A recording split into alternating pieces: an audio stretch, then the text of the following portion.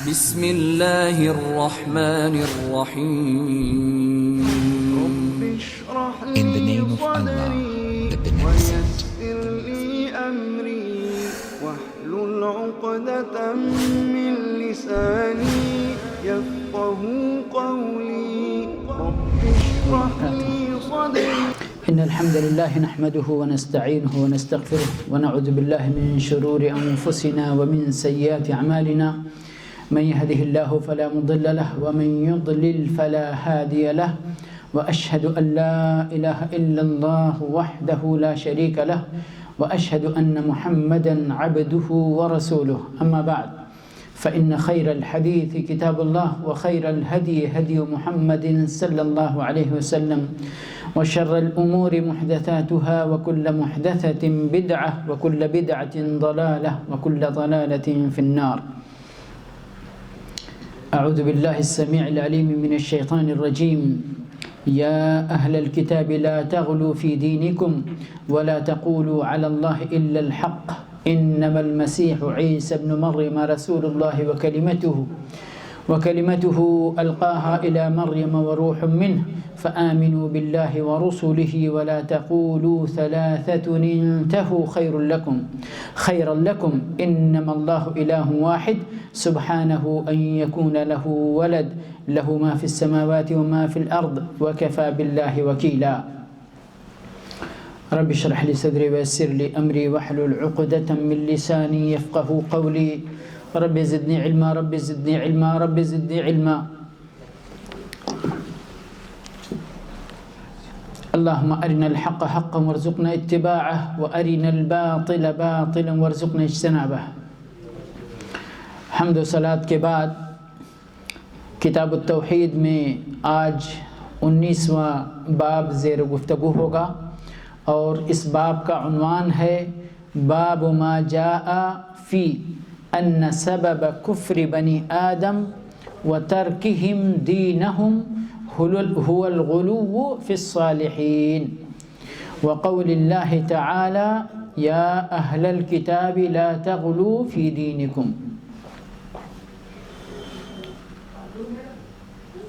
باب کا ترجمہ ہے بیان ان دلیلوں کے سلسلے میں کہ بنو آدم کے کفر کا سبب اور ان کے اپنے دین کو چھوڑ دینے کا سبب نیک اور صالحین کے حق میں غلو کرنا ہے. نیک اور صالحین کے حق میں غلو کرنا ہے.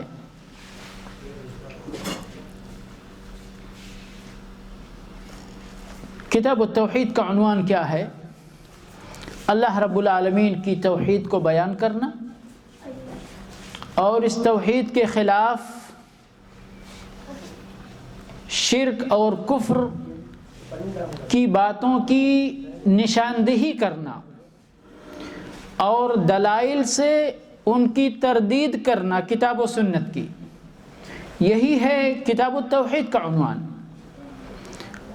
اور سارے ابواب جو پچھلے گزر چکے ہیں توحید کی مدح و ستائش کے اندر، شرک کی مذمت کے اندر، توحید کی حفاظت کے اسباب اور شرک میں مبتلا ہونے کے اسباب،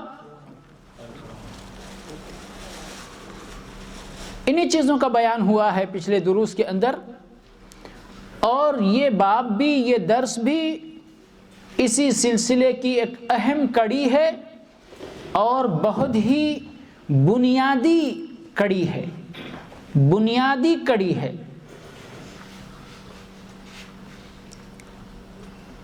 کہ بنو آدم کے اندر شرک کی ابتدا ہی ہوئی ہے نیک اور صالحین لوگوں کے حق میں غلو کا راستہ اختیار کرنا. تو جب بھی کسی قوم نے کسی بستی والوں نے، کسی مذہب والوں نے اپنے انبیاء، اپنے رسول، اپنے نیک اور صالح، اپنے اولیاء کے سلسلے میں غلو کا راستہ اختیار کیا تو وہ راہ حق سے بھٹک گئے، شرک کے راستے پر پڑ گئے، بدعتوں کے راستے پر پڑ گئے۔ ان کے اس غلو کی راہ پر چلنے کا انجام شرک و کفر کی منزل تک ان کا پہنچنا ہوا۔ اس لیے اگر ہمیں توحید پر گامزن رہنا ہے، توحید کی راہ کو اختیار کرنا ہے، تو ہمیں اپنے انبیاء، مرسلین، اولیاء، صالحین، ائمہ، علماء اور بزرگوں کی شان ان کے حق سے آگے نہیں بڑھانا ہے۔ اگر بڑھائے، اگر غلو کیے تو انجام خطرے سے خالی نہیں ہے، انجام خطرے سے خالی نہیں ہے۔ اور بہتیری مثالیں ہیں اس کی۔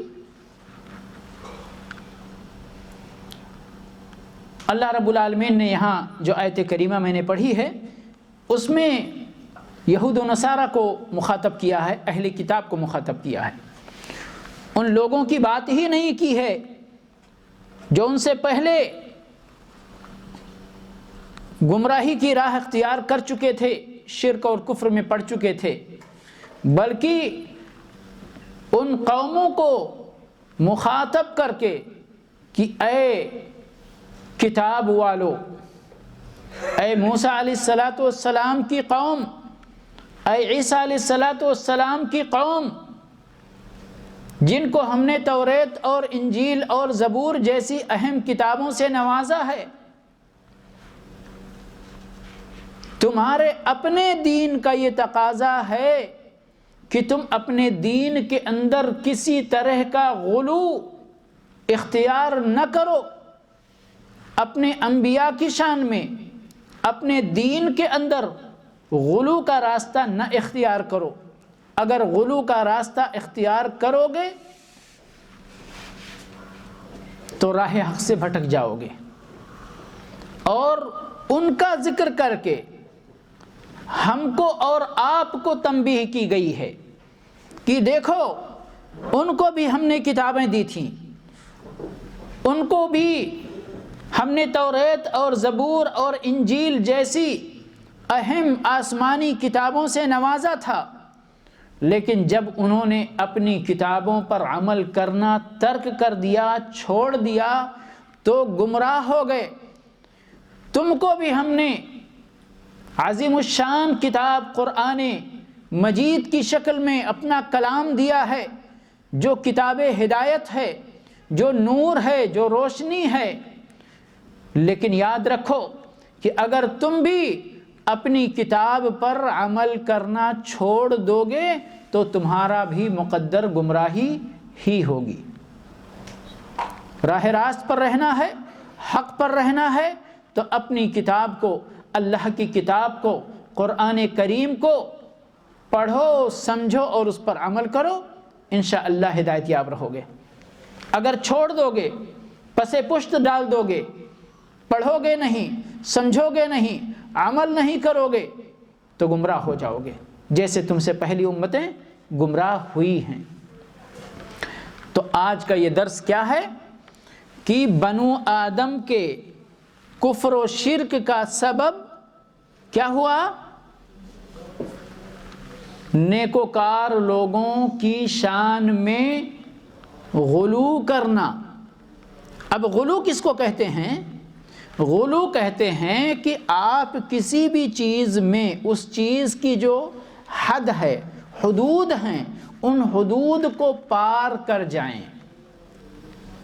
آگے بڑھ جائیں، تجاوز کر جائیں، جس کا جو حق ہے، جس کا جو مقام ہے، اس مقام سے اس کو آگے بڑھا دیں۔ یہی ہے تجاوز کرنا حد سے، یہی ہے غلو کرنا۔ سمجھ گئے؟ اب دین میں بھی غلو کرنا ہوتا ہے اور لوگوں کی شخصیتوں کے سلسلے میں بھی غلو کرنا ہوتا ہے۔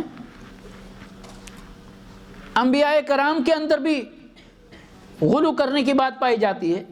آخر نبی تو نبی ہی ہوتا ہے نا۔ لیکن عیسائیوں نے اپنے نبی کو کیا کہا کہ عیسیٰ علیہ السلام یا تو اللہ کے بیٹے ہیں اور یا تو خود اللہ ہیں اور یا تین میں سے ایک اللہ ہیں۔ یہی تین باتیں نصارہ کرتے ہیں۔ یہود نے کیا کہا عزیر علیہ السلام اللہ کے بیٹے ہیں، ہے نا؟ جبکہ یہ لوگ کون ہیں؟ یہ لوگ اللہ کے نبی ہیں، رسول ہیں۔ ان کا حق کیا ہے کہ ان کو اللہ کا بندہ کہا جائے اور اللہ کا رسول کہا جائے، یہ ان کا حق ہے۔ لیکن ان لوگوں نے ان کو ان کے حد سے بڑھا دیا، ان کے مقام سے اونچا کر دیا۔ اور اگر آپ ایک ایک مسئلے کے اندر گمراہی والے مسائل، جن مسائل کے اندر ہماری امت راہ حق سے ہٹ گئی ہے، اگر سبب پر غور کریں گے آپ تو اس گمراہی کا سبب بھی غلو ہے، غلو ہے۔ کہاں غلو؟ جہاں سے اس گمراہی کی ابتدا ہوتی ہے وہیں سے غلو۔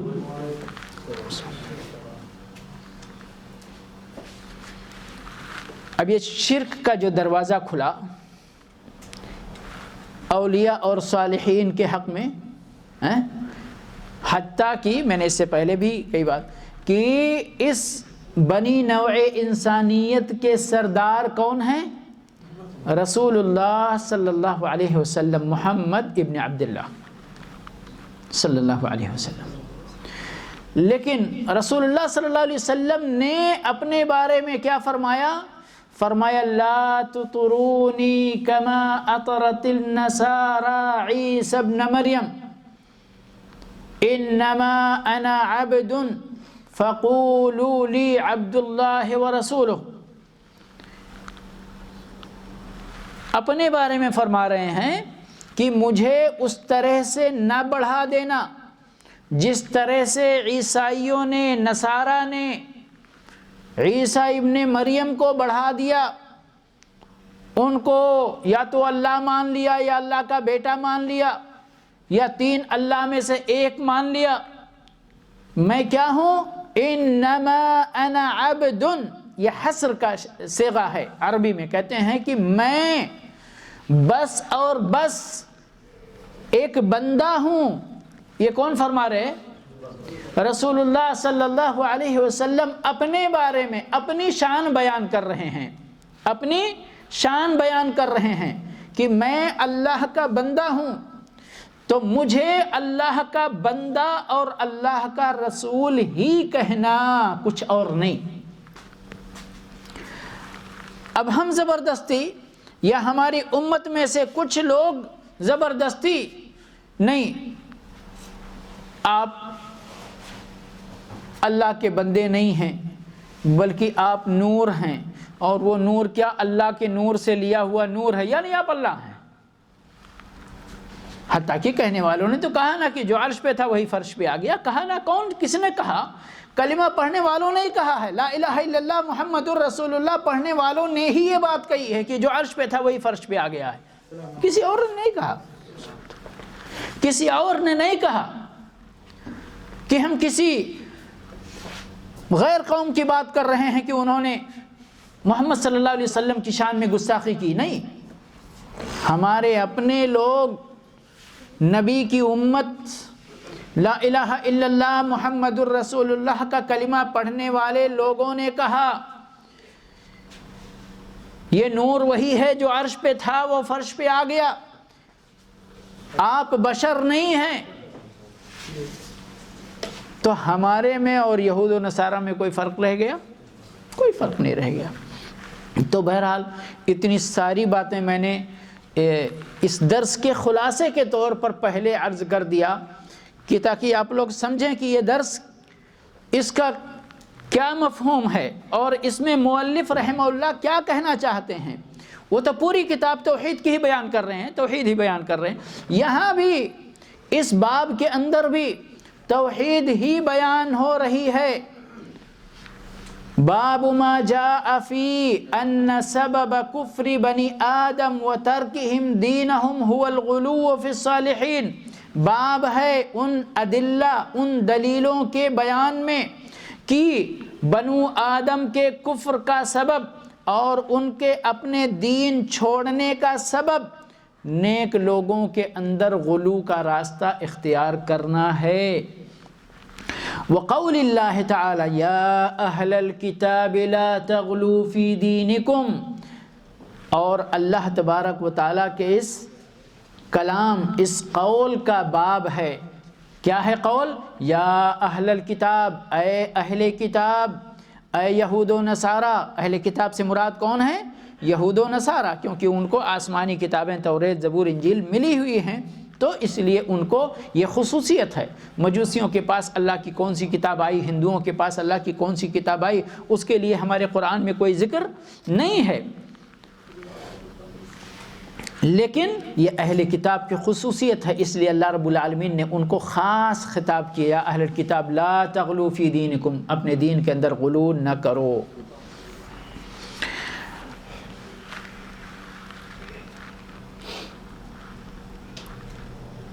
اب انہوں نے اپنے دین کے اندر غلو کر لیا، ٹھیک ہے، ان کی راہ پر چلنے والے جتنے لوگ غلو کریں گے ان کا انجام بھی انہی کے انجام کی طرح ہوگا۔ بات یعنی کوئی ڈھکی چھپی نہیں ہے، اللہ کے نبی صلی اللہ علیہ وسلم نے ایک حدیث میں بڑے صاف طور پر فرما دیا، من تشبہ بقوم فہو منہم، جس نے کسی قوم کی مشابہت اختیار کی تو وہ انہی میں سے ہو گیا۔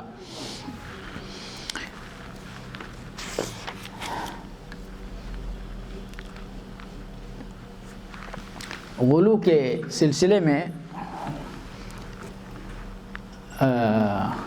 کس کا شعر ہے بہت اچھا، مسدس حالی کا ہے نا، شاید حالی کا، مسدس حالی میں سے پر مومنوں پہ کشادہ ہیں راہیں جو ہے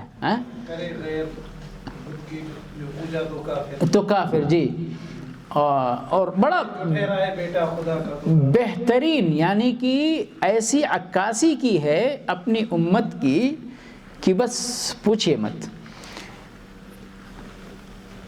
تو ہم نے لا الہ الا اللہ پڑھ لیا تو سمجھ لیا، ابھی پچھلے درس میں بھی شیخ محترم نے کہ لا الہ الا اللہ پڑھ لیا تو سمجھتے اب جس نے بھی لا الہ الا اللہ پڑھ لیا اس سے اب کچھ بھی ہو جائے، کچھ بھی ہو جائے، اب اس کے ایمان پر کوئی فرق آنے والا نہیں، کیونکہ اس نے لا الہ الا اللہ پڑھ لیا۔ جبکہ ایک آیت بہت صاف ہے نا، وَمَا يُؤْمِنُ أَكْثَرُهُمْ بِاللَّهِ إِلَّا وَهُمْ مُشْرِكُونَ۔ اب اس کے بعد کیا چاہیے بھائی؟ یہ تو ہماری بات نہیں ہے نا، ہمارے اوپر کوئی الزام نہیں لگایا کہ ہم الزام لگا رہے ہیں، نہیں، یہ اللہ رب العالمین نے اپنے بندوں کی حقیقت حال بیان کی ہے کہ بہت سارے لوگ اللہ پہ ایمان بھی رکھتے کہ ہاں اللہ ہے، اللہ رب ہے، اللہ خالق ہے، مالک ہے، اللہ ہی سچا معبود ہے، یہ بھی کہتے اللہ ہی سچا معبود ہے، لیکن پھر یہ باطل معبودوں کو بھی چھوڑنے کا من نہیں کہتا، کسی بھی حال میں لے کے چلو ساتھ میں سب کو۔ تو یہ بڑی مصیبت ہے میرے بھائی، اور یہ غلو، یہ تو انبیاء کی شان میں غلو ہو گئی، نیک لوگوں کی شان میں غلو کی بات ہو گئی، میں نے تھوڑی دیر پہلے یہ ذکر کیا تھا، شاید اس کو مکمل نہیں کیا، کہ کوئی بھی مسئلہ آپ دین کا اٹھا لیں، گمراہی کا مسئلہ، آپ کو پتہ چلے گا کسی نہ کسی کی شان میں غلو کرنے کے سبب یہ مسئلہ پھسل گیا ہے راستے سے، صحیح راستے سے۔ مسائل لے لیجئے، فقہی مسائل لے لیجئے، ہمارے ائمہ کرام نے، علماء اعظام نے بڑی محنت، بڑی عرق ریزی سے کتاب و سنت کا علم حاصل کیا، بڑا اجتہاد کیا، بڑی محنت کی، لیکن چونکہ وہ نبی نہیں تھے، رسول نہیں تھے، انسان تھے، رسول کی امت تھے، تو محنت کیا، سمجھنے کی، دین کو سمجھنے کی اور سمجھانے کی کوشش کی۔ 100 مسئلہ انہوں نے اسٹڈی کیا، اس میں سے 98 مسئلہ ان کا درست نکلا اور 2 مسئلہ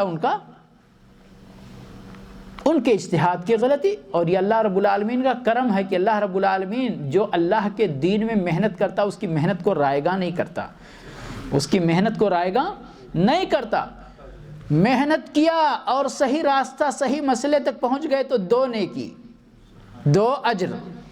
اور محنت کیا حقیقت میں ہم لوگوں کی طرح نہیں، محنت کرنے کی طرح دین کا علم، والذین جاہدوا فینا لنہدینہم سبلنا، جو لوگ واقعی جد و جہد کرتے ہیں اللہ کا دین حاصل کرنے میں، لیکن پھر بھی انسان ہونے کے ناطے صحیح راستہ نہیں مل پایا، صحیح راستہ۔ تو یہاں بھی ان کو 1 اجر مل کر رہے گا۔ پہلے میں کیا تھا؟ محنت کرنے کا اجر الگ اور حق کو حاصل پا جانے کا اجر الگ تھا۔ اب کی بار محنت کرنے کا اجر ان کو ملے گا، لیکن چونکہ حق مس ہو گیا ان سے، اس لیے 1 اجر سے محروم ہو گئے۔ لیکن اب ہمارا مسئلہ کیا ہے؟ ہمارا مسئلہ، ہم آتے ہیں اور کہتے ہیں نہیں، ہمارے امام صاحب، ہمارے محلے کے مولوی صاحب بہت بڑا عالم ہے، بہت متقی ہے، بہت پرہیزگار ہے، اس کی کوئی بات غلط ہو ہی نہیں سکتی ہے۔ ٹھیک ہے نا؟ یہی ہے غلو، یہی ہے غلو، شخصیات کے سلسلے میں غلو۔ ہم نے غلو کیا اور اس کی 100% باتوں کو حق مان کر قبول کر لیا اور اسی کی ضد پکڑ لی۔ سوال یہاں نہیں ہے، اگر آپ کو کسی مفتی نے فتویٰ دیا اور آپ کو کچھ معلوم نہیں ہے اور آپ نے مفتی کے فتویٰ پر عمل کر لیا تو انشاءاللہ آپ کی پکڑ نہیں ہوگی، لیکن آپ کو کسی مفتی، کسی عالم، کسی امام کی غلط بات کی غلطی ثابت بھی ہو گئی، کیوں؟ اس کے خلاف دلیلیں کتاب و سنت کی آپ کے سامنے بیان کر دی گئیں، پھر بھی آپ اس ضد پر لگے ہیں کہ نہیں، میرا عالم بہت بڑا ہے، میرا امام بہت بڑا ہے، اس سے غلطی نہیں ہو سکتی، یہ قرآن کی آیت، اس کے اندر کچھ اور بیان ہوا ہوگا، یہ نبی صلی اللہ علیہ وسلم کا فرمان ہے، اس کا کچھ اور مفہوم ہوگا، بات ہمارے امام کی اور ہمارے عالم صاحب کی اپنی جگہ صحیح ہوگی۔ یہاں پر ہماری غلطی ہے، یہاں پر ہماری غلطی ہے، اور مسائل کے راستے جو تبدیل ہوئے ہیں وہ اسی غلو کے راستے سے تبدیل ہوئے ہیں۔ اب دین کے اندر لا تغلو فی دینکم، اپنے دین کے اندر غلو نہ کرو، اس کا کیا مفہوم ہے؟ آپ کو معلوم ہے نا کہ اللہ کے نبی صلی اللہ علیہ وسلم کے پاس یا آپ کے گھر والوں کے پاس 3 لوگ آئے تھے اور آپ کی عبادت کے بارے میں پوچھا تھا کہ اللہ کے نبی صلی اللہ علیہ وسلم کیسی عبادت کرتے ہیں اور کیسی سے مراد کتنی عبادت کرتے ہیں؟ تو گھر والوں نے بتایا کہ آپ اتنا روزہ رکھتے ہیں، اتنا نماز پڑھتے ہیں، اتنا نفل پڑھتے ہیں، اتنا تہجد پڑھتے ہیں، اور یہی آپ کا عمل ہے۔ حدیث کے الفاظ ہیں کأنہم تقالوہا، گویا کہ ان لوگوں نے نبی صلی اللہ علیہ وسلم کا یہ عمل کم سمجھا، تقالوہا، کم سمجھا، پھر خود ہی عذر بھی ڈھونڈ لیا، کہا دیکھیے بھائی یہ تو رسول ہے نا صلی اللہ علیہ وسلم، آپ تو بخشے بخشائے ہیں، اس لیے آپ کم بھی عمل کریں گے تو بھی کوئی بات نہیں چلے گا، لیکن ہم تو گنہگار ہیں، اس لیے ہم کم عمل کریں گے تو ہمارے لیے مشکل ہے، اس لیے ہم کو زیادہ عمل کرنا چاہیے۔ پھر ان تینوں نے آپس میں اپنے اوپر لازم کیا کہ ہم تو رات بھر نماز پڑھیں گے، ایک نے کہا ہم ہمیشہ روزہ ہی رکھیں گے، ایک نے کہا ہم شادی ہی نہیں کریں گے۔ اللہ کے نبی صلی اللہ علیہ وسلم کو جب خبر پہنچی تو آپ نے کیا فرمایا؟ اما انی اخشاکم للہ، اے میری امت کے لوگو، اے میرے صحابہ کرام، سن لو اچھی طرح، غور سے سن لو، انی اخشاکم للہ، میں تم میں سے سب سے زیادہ اللہ سے خشیت کھانے والا ہوں، ڈرنے والا ہوں۔ تم میں سے کوئی بھی مجھ سے زیادہ اللہ سے نہیں ڈرتا، مجھ سے زیادہ نیک بننے کی کوشش نہ کرو، مجھ سے زیادہ عمل کرنے کی، نیک عمل کرنے کی کوشش نہ کرو، اعتدال کی راہ اختیار کرو، توازن بنا کے رکھو، بیچ کا راستہ اختیار کرو، کوتاہی بھی مت کرو لیکن بہت زیادہ آگے بڑھنے کی بھی کوشش نہ کرو، بیچ میں رہو۔ میں تم میں سب سے زیادہ اللہ سے ڈرتا ہوں، لیکن اس کے باوجود میں روزے بھی رکھتا ہوں اور دن میں کھانا بھی کھاتا ہوں، میں رات میں قیام اللیل بھی پڑھتا ہوں، تہجد بھی پڑھتا ہوں اور سوتا بھی ہوں، اور سب کو معلوم ہے کہ امت کی مائیں کتنی، اللہ کے نبی صلی اللہ علیہ وسلم کی ازواج مطہرات کی تعداد کتنی، میں نے شادیاں بھی کی ہیں۔ اسی موقع پر فرمایا تھا فَمَن رَغِبَ عَن سُنَّتِي فَلَيْسَ مِنِّي، ہم لوگ اس کو اٹھا کر نکاح میں ملا دیتے، دو حدیثوں کو ایک بنا دیتے ہیں ہم لوگ اپنے یہاں نکاح میں، ہمارے انڈیا پاکستان جب نکاح کرتے النکاح من سنتی فمن رغب عن سنتی، دونوں الگ الگ حدیثیں ہیں میرے بھائی، دونوں الگ الگ حدیثیں بالکل الگ ہیں، دونوں کا یعنی مفہوم تو نبی صلی اللہ علیہ وسلم کی پوری رسالت کا مفہوم ایک ہی ہے، لیکن حدیثیں بالکل الگ الگ ہیں، وہاں الگ ہے اور یہاں الگ ہے۔ اس موقع پر فرمایا تھا فمن رغب عن سنتی فلیس منی، جو میرے طریقے سے، میری سنت سے اعراض کرے گا، الگ راستہ اختیار کرے گا، فلیس منی، اور نبی صلی اللہ علیہ وسلم کی زبان مبارک سے اگر یہ بات کسی شخص کے بارے میں نکل جائے فلیس منی، تو اس کو اپنا حساب بہت اچھی طرح کرنا چاہیے، سمجھ گئے؟ فلیس منی، تو یہ ہے غلو فی الدین، یہ ہمارے امت کا غلو ہے۔ اور نصارہ نے بھی اپنے دین کے اندر لا تغلو فی دینکم کہا نا، اپنے دین کے اندر غلو نہ کرو۔ کیا غلو کیا تھا انہوں نے؟ ایک تو اپنے عیسیٰ علیہ السلام کو اللہ بنا دیا تھا، یہ بھی غلو تھا۔ دوسرے انہوں نے اپنے عمل کے سلسلے میں وَرَهْبَانِيَةً ابْتَدَعُوهَا مَا كَتَبْنَاهَا عَلَيْهِمْ فَمَا رَعَوْهَا حَقَّ رِعَایَتِهَا، انہوں نے رہبانیت کا راستہ اختیار کر لیا، جبکہ رہبانیت کا راستہ ہم نے ان کے اوپر لازم نہیں کیا تھا، انہوں نے خود اختیار کیا تھا، انہوں نے خود اس کو ایجاد کیا تھا، لیکن پھر اس کی بھی رعایت نہیں کر سکے، بڑی، اور یہ فطرت کے، قانون فطرت کے خلاف ہے، اس لیے رعایت نہیں کر سکے۔ ہمارے نبی صلی اللہ علیہ وسلم کی زندگی جو ہے نا، وہ عین قانون فطرت ہے۔ قانون فطرت کیا ہے؟ اللہ رب العالمین نے میاں اور بیوی یعنی ایک مرد اور ایک عورت کیوں بنایا؟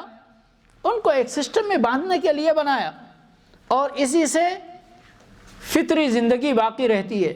اللہ کے نبی صلی اللہ علیہ وسلم نے شادیاں کی، فطری زندگی اختیار کی۔ اب اگر کوئی کہتا نہیں صاحب میں ان سب جھمیلے میں نہیں پڑھنا چاہتا، اب آپ تصور کریں اگر سارے لوگ دنیا کے، سارے مرد دنیا کے تقویٰ کا یہی راستہ اپنے بزام خیش کہ بھئی ہم شادی نہیں کریں گے، اسی میں ہمارا سارا تقویٰ ہے، اور خواتین بھی اگر اپنے اوپر یہ عزم کر لیں نہیں بھئی شادی کرنا اچھی بات نہیں ہے اس لیے ہم شادی نہیں کریں گے، تو یہ دنیا، اس کی زندگی کتنے دن چلے گی؟ ہو گیا سسٹم اللہ نے جو بنایا اس کے قائم رہنے کا یہی سسٹم ہے۔ تو بہرحال یہ ساری چیزیں ہیں، اور میں پہلے مؤلف رحمہ اللہ نے جو آیتیں اور حدیثیں ذکر کی ہیں ان کی میں مختصر وضاحت کر کے چند فوائد بیان کرتا ہوں انشاءاللہ سرسری۔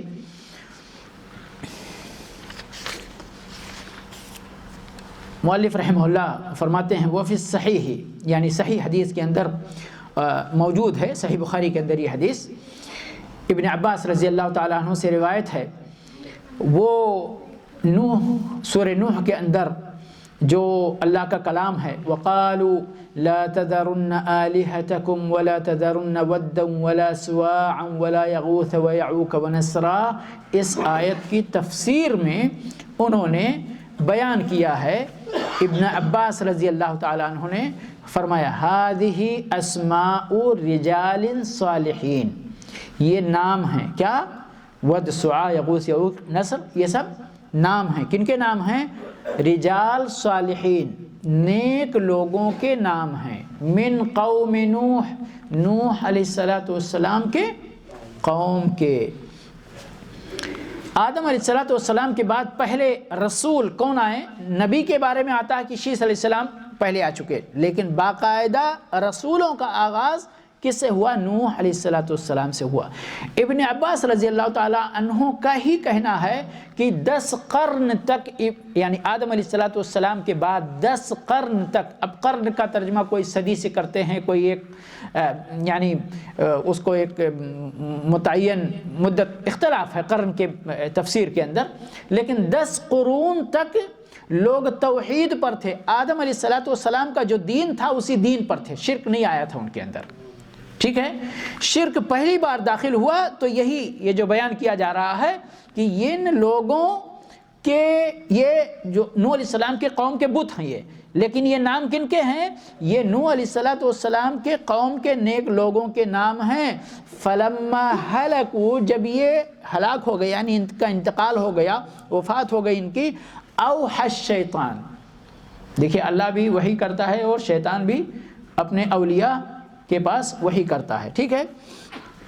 الی قومہم، ان کے قوم والوں نے، ان انصبوا الی مجالسہم التی کانوا یجلسون فیہا انصابا، ایسا کرو کہ ان کا اسٹیچو بنا کر، ان کی تصویریں بنا کر، ان کی جگہوں پر جہاں یہ لوگ بیٹھ کر عبادت کیا کرتے تھے ان کی جگہوں پر ان کے اسٹیچو نصب کر دو، ٹھیک ہے۔ وَسَمُّوهَا بِأَسْمَائِهِمْ، ان کو چونکہ یعنی جو اسٹیچو جس بندے کا ہے اس کا نام لکھ دو، سوا، یغوث، یعوق، پانچوں جو ہیں ان کے نام ان کے اسٹیچو پر لکھ دو۔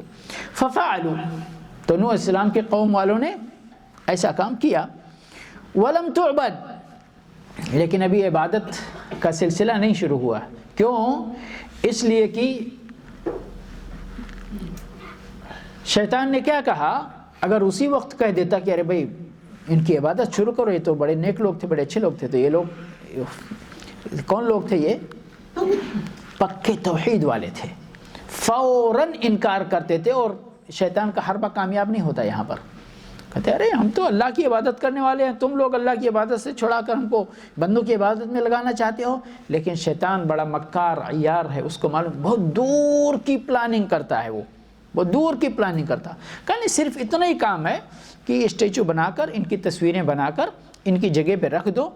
فائدہ کیا ہوگا اس کا بھائی؟ اس کا فائدہ یہ ہوگا کہ یہ نیک لوگ تھے، تمہارے پیر و مرشد جیسے لوگ تھے، ان کو یاد کرو گے تو تمہارے اندر بھی نیکی کا جذبہ پیدا ہو جائے گا، اور تم کم سے کم کہو گے کہ بھئی یہ نیک لوگ تھے، یہ ہمارے درمیان سے اٹھ گئے، تو چلو ہم بھی ان کی نقش قدم پر چلتے ہوئے اللہ کی خوب عبادت کریں گے، ٹھیک ہے۔ یہاں تک تو مسئلہ صحیح ہے نا؟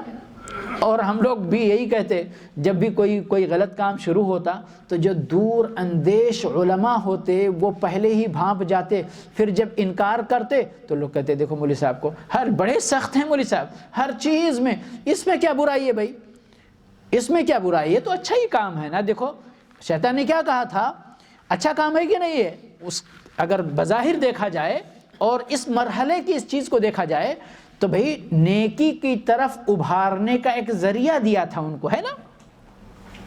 تو یہ تو اچھا ہی کام ہے، برا کام ہے کیا؟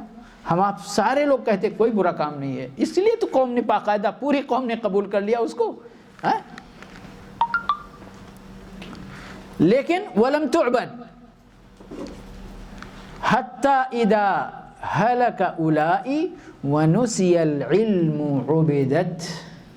جب یہ لوگ جنہوں نے یہ اسٹیچو بنائے تھے اور رکھا تھا کہ ان کو دیکھ کر ہم ان کے جیسا کام کرنے کی کوشش کریں گے، چلے گئے وہ لوگ.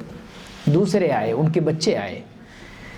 عام طور پر جو وقت گزرتا ہے اور نسل آگے بڑھتی ہے تو ان کے اندر دینی بیداری تھوڑا کم ہوتی جاتی ہے، دین کا علم بھی کم ہوتا جاتا ہے. ہو گیا، ختم ہو گیا. پھر شیطان کچھ وقت گزرنے دیا، چھوڑ دیا، کوئی بات نہیں ہے، خوب عیش کرو، مستی کرو. کچھ دن کے بعد آیا، کہا دیکھو تم لوگ بہت ہی بددین ہو، تمہارے باپ دادا دیکھو یہ اتنے اسٹیچو بنا کے رکھے ہیں، کیا کرتے تھے یہاں، کیا کرنے کے لیے رکھا ہے، تم کو نہیں معلوم؟ ہاں نہیں معلوم. ہمیں کیا معلوم کس لیے رکھا ہے؟ کہا ان تمہارے باپ دادا ان کی عبادت کیا کرتے تھے، اسی لیے تو رکھا ہے یہاں پر، اس لیے تم بھی عبادت کرو. شروع ہو گیا معاملہ، کیونکہ ان کو نہیں معلوم کہ ہمارے باپ دادا نے ان کو کیوں بنا کے رکھا تھا، اور بات ان کے دماغ میں اسی طرف سے بیٹھائی گئی کہ بھئی اگر ان کی عبادت نہ کرنا ہوتا تو ان کو یہاں رکھا ہی کس لیے ہوتا. اس لیے چلو شروع ہو جاؤ. شروع ہو گئے. یاد رکھیے وَنُسِيَ الْعِلْمِ، علم بھلا دیا گیا، توحید کا علم بھول گئے لوگ، پھر شرک ان کے اندر داخل ہوا.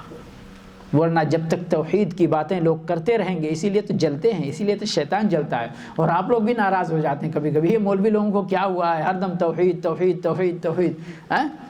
یہ یاد رکھیں، یہ شیطان نہیں چاہتا ہے کہ آپ لوگ ہم توحید کی باتیں کرتے رہیں اور آپ لوگ توحید کی باتیں سنتے رہیں. شیطان چاہتا ہے کہ ہم بھی بھول جائیں اور آپ بھی بھول جائیں، تاکہ کسی دن لا علمی میں ہم اور ہمارے بچے غیر اللہ کی عبادت شروع کر دیں اور ہم کو پتہ بھی نہ چلے کہ کیسے ہم غیر اللہ کی عبادت پر آ گئے. جب تک یہ توحید کا ڈنکا بجتا رہے گا، چرچا ہوتا رہے گا، جب تک دال نہیں گلے گی. دیکھیے یہ ابن عباس رضی اللہ تعالیٰ عنہ کا کلام ہے، وَنُسِيَ الْعِلْمِ، علم بھول گیا، بھلا دیا گیا. قال ابن القیم، ابن قیم رحمۃ اللہ علیہ کہتے ہیں قال غیر واحد من السلف، سلف میں سے ایک سے زیادہ لوگوں نے کہا لما ماتوا، جب یہ لوگ مر گئے، عکفوا علی قبورہم ثم صوروا تماثیلہم، جہاں قبر بنایا نا تو قبر پر کچھ لوگوں نے مجاوری اختیار کر لی تھی. عکفوا، عکوف کا مطلب ہوتا ہے ڈیرہ جما کے بیٹھ جانا. آپ اعتکاف کرتے ہیں تو کیا کرتے ہیں؟ مسجد میں ڈیرہ لگا لیتے ہیں نا، بیٹھ جاتے ہیں نا. اور جو قبر پر ڈیرہ لگائے اسی کو تو مجاور بولتے ہیں. عکفوا علی قبورہم ثم صوروا تماثیلہم، پھر تھوڑے دن کے بعد پہلے قبر پر بیٹھے، پھر تھوڑے دن ایسے نہیں کام چلے گا بھائی، وہ تو اندر ہیں، بھول جائیں گے، تو ذہن سے مٹ جائے گی تصویر، اس لیے اوپر تصویر بنا کر رکھو. بہرحال ثم طال علیہم الامد فعبدوہم، پھر زمانہ گزرتا گیا، پھر بعد میں دھیرے دھیرے ان کی عبادت کرنے لگ گئے. وعن عمر رضی اللہ تعالی عنہ ان رسول اللہ صلی اللہ علیہ وسلم قال لا تطرونی کما طرت النصارى ابن مریم انما انا عبد فقولوا عبد اللہ ورسولہ، اخرجہ. عمر رضی اللہ تعالیٰ عنہ سے روایت ہے کہ رسول اللہ صلی اللہ علیہ وسلم نے ارشاد فرمایا مجھے اس طرح نہ بڑھاؤ، یعنی میری حد سے آگے نہ بڑھانا مجھ کو. کما اطرت النصارى، جس طرح نصارہ نے عیسیٰ ابن مریم کو ان کے مقام سے آگے بڑھا دیا. انما انا عبد، بے شک میں صرف اور صرف بندہ ہوں، اللہ کا بندہ ہوں. فقولوا عبد اللہ ورسولہ، کیا کہو؟ عبداللہ کہو اور اس کے رسول کہو. اب اگر ہم اپنے نبی کو عبداللہ اور رسول اللہ کہتے ہیں تو ہم کوئی غلط کام کرتے ہیں؟ یہ حکم ہمارے لیے ہی ہے نا. کس کے لیے ہے؟ کس نے حکم دیا ہے؟ ہمارے رسول صلی اللہ علیہ وسلم نے ہم کو حکم دیا کہ آپ لوگ ہمیں کیا کہو؟ عبداللہ کہو اور رسول اللہ کہو۔ نور کہنے کا حکم دیا ہے، عالم الغیب کہنے کا حکم دیا، مشکل کشا کہنے کا حکم دیا، غوث کہنے کا حکم دیا نہیں نا؟ تو جو حکم دیا، دیکھیے بڑی عجیب بات ہے، بڑی عجیب بات، ہم عبداللہ کہیں، ہم اپنے رسول کو وہی کہیں جو رسول نے کہنے کا حکم دیا، تو گستاخ رسول ہو گئے، ہے نا؟ ہم کون ہیں؟ گستاخ رسول ہیں نا۔ اور جو لوگ نبی کی فرما برداری کرتے ہوئے صلی اللہ علیہ وسلم ان کو اللہ کا نور کہیں، ان کو عالم الغیب کہیں، ان کو فلاں کہیں، ڈکا کہیں، وہ لوگ کہتے ہیں ہم تو اللہ کی شان اور اس کے رسول صلی اللہ علیہ وسلم کی شان بیان کر رہے ہیں۔ کیسا پیمانہ بدل گیا؟ لوگوں نے بدل لیا، لوگوں نے بدل لیا۔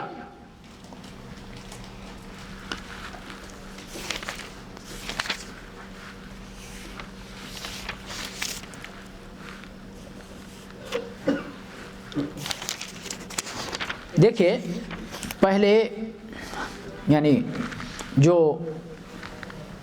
آیت یا جو نوح علیہ السلام کا واقعہ یا نوح علیہ السلام کی قوم کا واقعہ، اس سے اور ان آیتوں سے اور جو باتیں ہم نے شروع کی بیان کی، ان کے خلاصے کے طور پر سب سے پہلا مسئلہ جو ہم کو فائدہ ملتا ہے وہ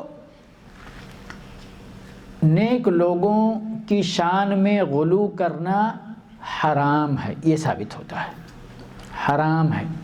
ان کا جو مقام ہے ان کو انہی کے مقام میں رکھا جائے، اس سے آگے نہ بڑھایا جائے۔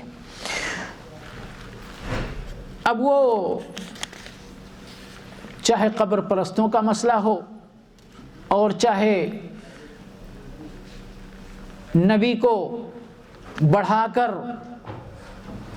آپ کے مقام سے، رسالت کے مقام سے الوہیت کے مقام تک پہنچانے کا مسئلہ ہو یا کوئی اور مسئلہ ہو، ہمیں یہ نصیحت لے لینی چاہیے کہ صالحین کے اندر غلو کرنا ہر حال میں حرام ہے۔ دوسرا مسئلہ،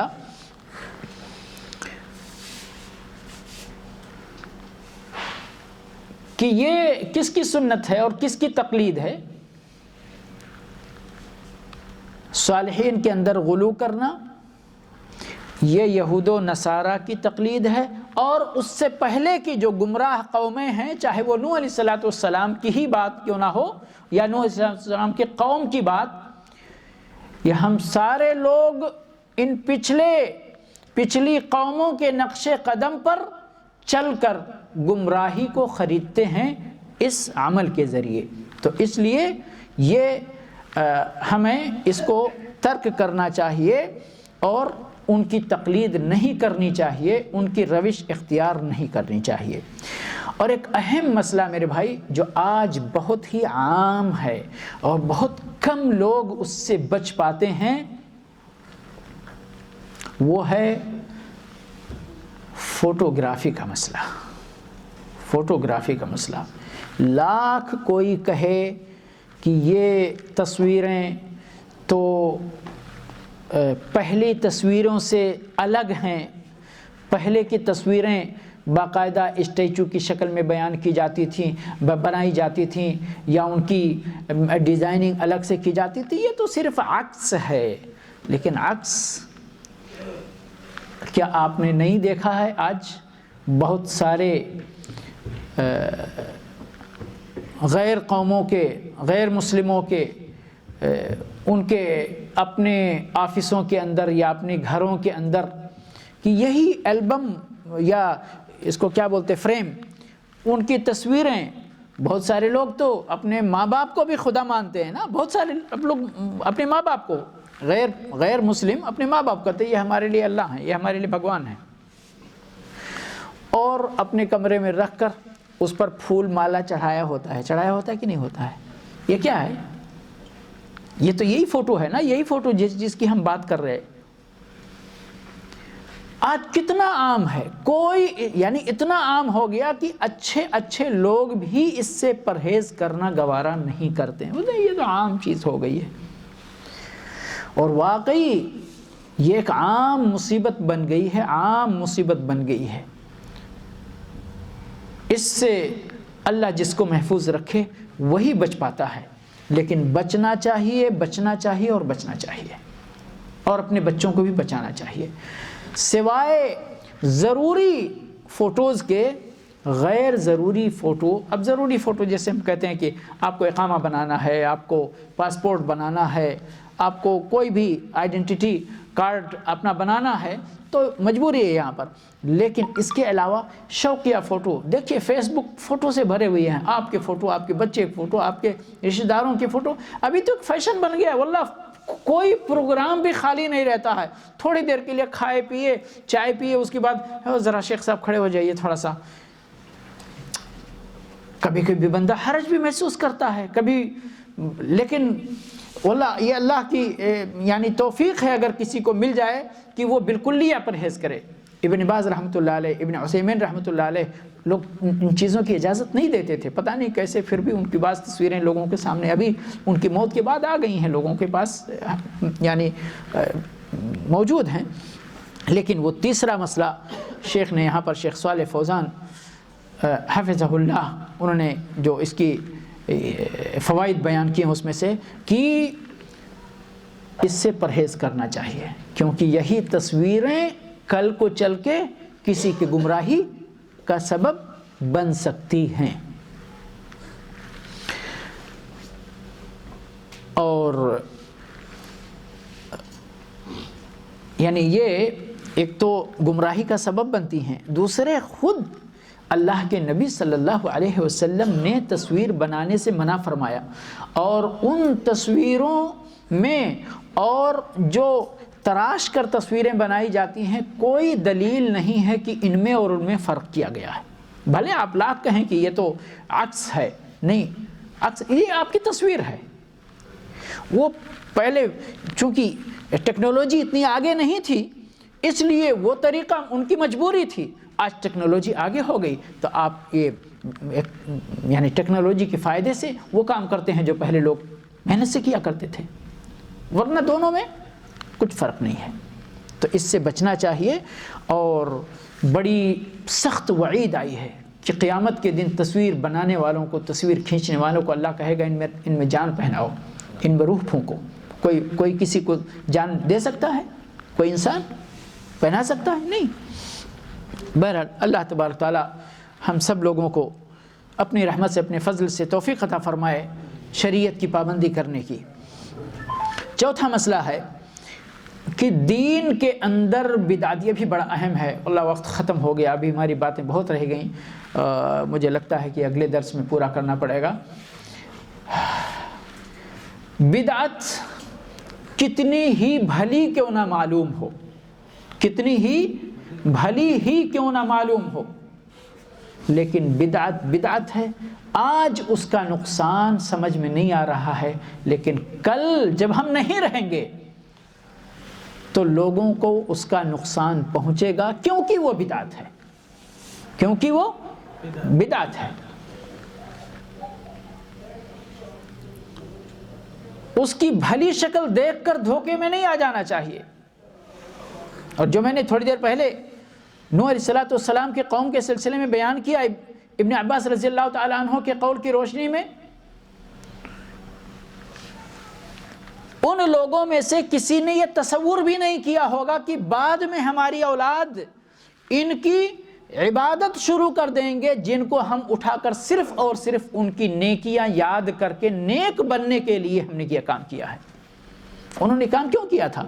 نیک بننے کے لیے کیا تھا، اور نیک نیتی کے ساتھ کیا تھا۔ بہت سارے لوگ کہتے ہیں نا کہ بھئی، اور یہ یعنی پانچواں مسئلہ ہے کہ نیک نیتی کسی غلط کام کے لیے اس کے جائز ہونے کا سبب نہیں بن سکتا۔ جو چیز غلط ہے وہ غلط ہے، چاہے اس کو اچھی نیت سے کیا جائے یا اس کو بری نیت سے کیا جائے۔ یہ مثالیں آپ کے سمجھ میں نہیں، لیکن میں کبھی کبھی جب بدعت کی گفتگو کرتا ہوں تو کبھی کبھی مثال دیتا ہوں جو آپ سمجھ سکیں۔ فجر کی نماز کتنی رکعت ہے؟ 2 رکعت ہے نا، 2 سنت اور 2 ہی فرض ہے، ٹھیک ہے۔ یہ وقت بڑا پرسکون ہوتا ہے اور یہ کہتے ہیں فرشتوں کے حاضر ہونے کا یہ وقت ہوتا ہے، اور کوئی بندہ آئے آپ کے مسجد میں، ایک بہت ہی بڑا متقی پرہیزگار، 10-20 سال اس نے آپ کے دلوں میں اپنی جگہ بنا لی، خوب نیکی کیا، خوب پرہیزگاری اور ایک دن آیا فجر کے وقت ایک بہترین سی تقریر کیا، دیکھو بھائی یہ بڑا ہی یعنی روحانی وقت ہے، روحانی وقت ہے، اور ہم آج سے فجر کی نماز 2 رکعت میں پیٹ نہیں بھرتا ہے، اللہ کی عبادت کا جو مزہ ہے ہم زیادہ کرنا چاہتے ہیں، اس لیے آج سے ہم 4 رکعت فجر پڑھائیں گے۔ صدمہ ہے کہ نہیں ہے؟ لیکن اس نے کوئی غلط چیز دیا ہے آپ کو؟ نماز ہی تو کہہ رہا ہے بھائی، نماز ہی تو، وہ بھی فجر کے وقت اتنے بہترین وقت میں 2 کے بجائے 4 پڑھنے کی بات ہے، حرج ہی کیا ہے، لے لیں۔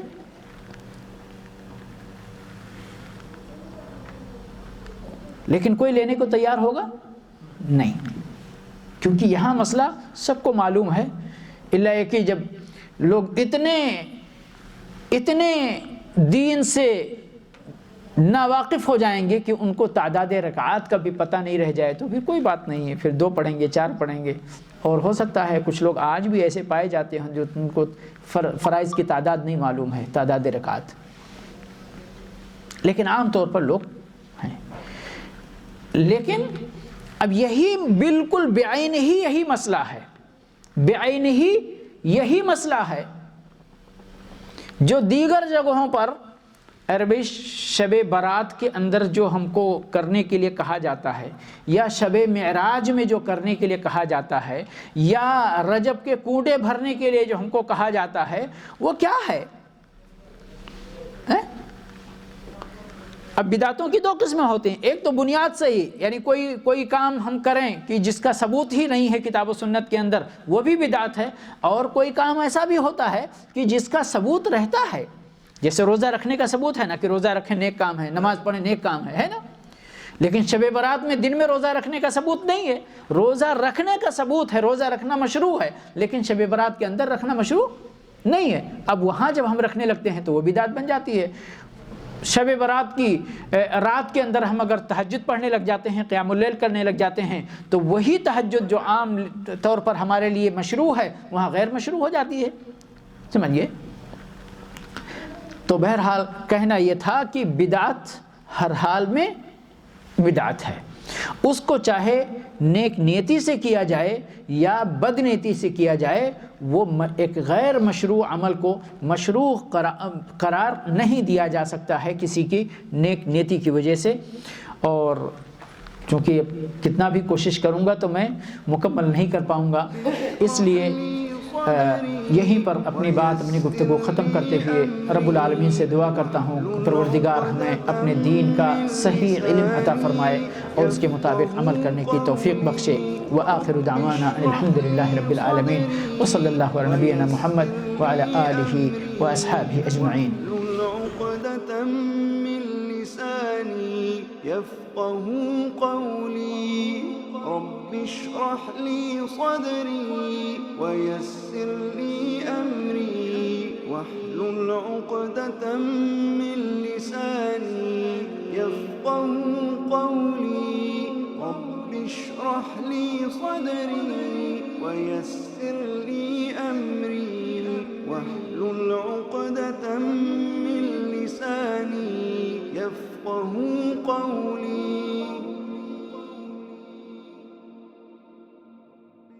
رب اشرح لي صدري ويسر لي أمري واحلل عقدة من لساني يفقهوا قولي رب اشرح لي صدري ويسر لي أمري واحلل عقدة من لساني يفقه قولي رب اشرح لي صدري ويسر لي أمري واحلل عقدة من لساني يفقه